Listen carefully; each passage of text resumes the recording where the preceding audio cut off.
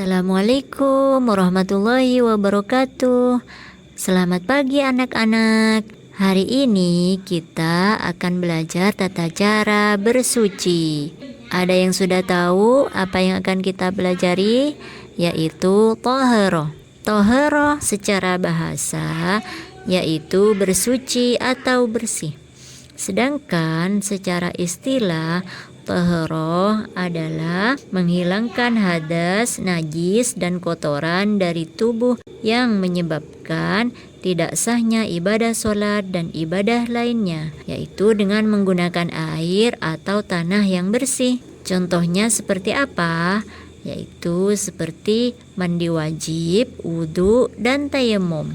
Sebelum kita mulai belajar mandi wajib, wudhu, dan tayamum, sebelumnya kita ketahui dulu apa saja macam-macam najis itu. Yang pertama, najis mukhaffafah. Najis mukhaffafah misalnya air kencing anak laki-laki yang berumur kurang dari 2 tahun dan belum memakan apapun kecuali meminum air susu ibunya. Cara membersihkannya cukup dengan memercikkan air pada benda yang terkena najis. Yang kedua, najis mutawasito. Najis mutawasito yaitu termasuk najis sedang.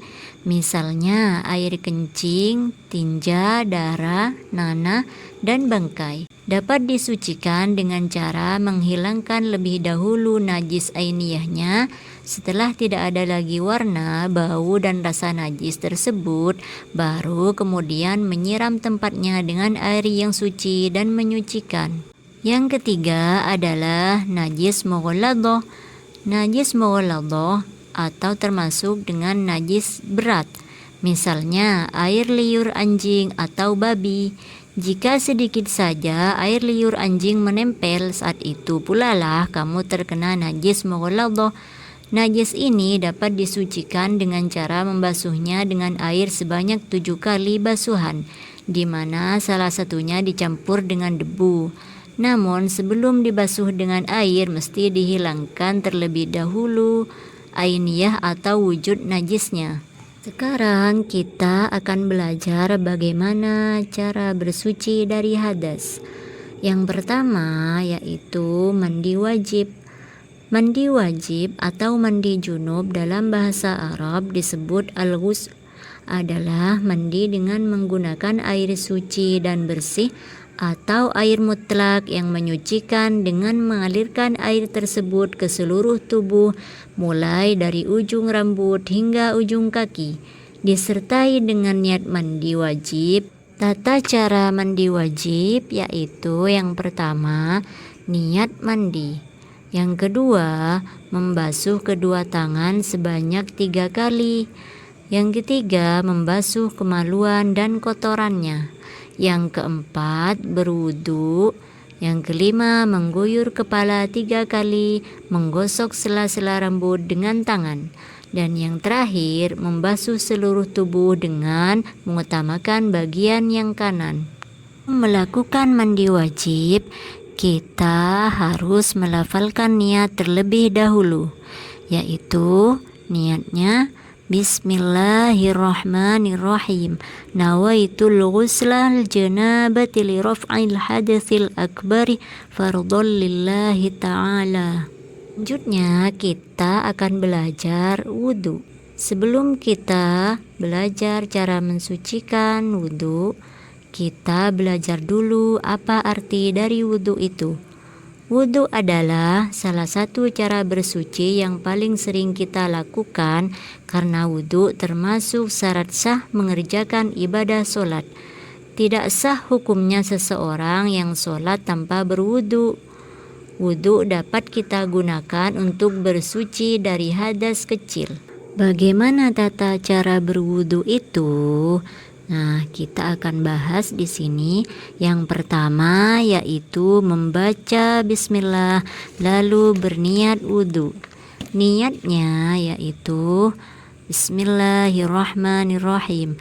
Nawaitul wudu'ah li raf'il hadatsil aswari fardhon lillahi ta'ala. Setelah berniat, kita membasuh telapak tangan sampai pergelangan tangan. Kemudian berkumur-kumur, menghirup air dari hidung, kemudian menyemprotkannya. Setelah itu, membasuh muka dengan air disertai niat wudhu dalam hati. Kemudian membasuh kedua tangan sampai siku, mengusap sebagian kepala, mengusap kedua daun telinga, kemudian membasuh kedua kaki sampai mata kaki. Dan yang terakhir, kita akan belajar apa itu tayamum dan bagaimana tata cara dalam bertayamum.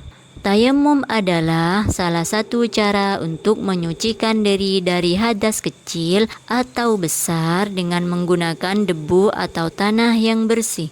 Syarat-syarat dalam tayamum yaitu yang pertama karena sudah masuk waktu sholat, yang kedua kesulitan mendapatkan air atau kita berhalangan memakai air karena sakit. Selanjutnya dengan tanah atau debu. Sebagian ulama membolehkan dengan memakai batu atau pasir. Tanah atau debu tersebut harus suci dari najis. Lalu bagaimana tata cara dalam bertayamum?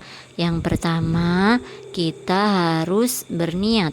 Niat bertayamum karena hendak mengerjakan sholat. Lafal niatnya yaitu nawaitut tayammumah listibahatis sholatil fardhu lillahi ta'ala.